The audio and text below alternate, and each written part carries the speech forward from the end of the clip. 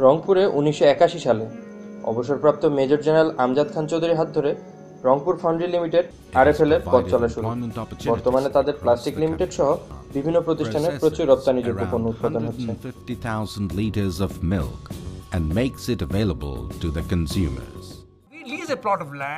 আমজাদ খান চৌধুরী বলেন, সেনাবাহিনী থেকে অবসর নেবার পর ব্যবসা করার সিদ্ধান্ত নিয়ে রংপুরে একটি বড় লোহা ঢালাইয়ের কারখানা প্রতিষ্ঠা করেন এবং সেখান থেকে তার যাত্রা শুরু হয়।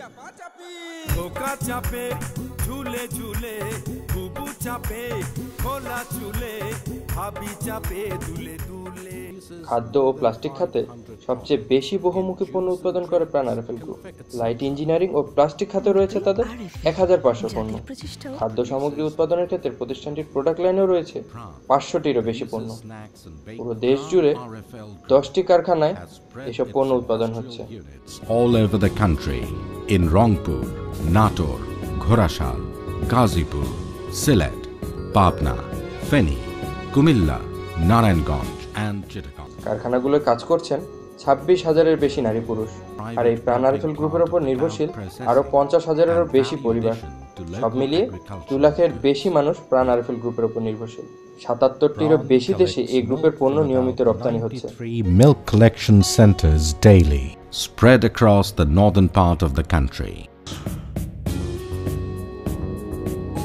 In spite of having started export with agricultural products, the group presently regularly কৃষিজাত পণ্য রপ্তানিতে প্রাণ আরএফএল গ্রুপ 1999 সাল থেকে ধারাবাহিকভাবে 7 বছর ব্যাপী জাতীয় পর্যায়ে শ্রেষ্ঠ রপ্তানিকারকের পুরস্কার পেয়ে আসছে।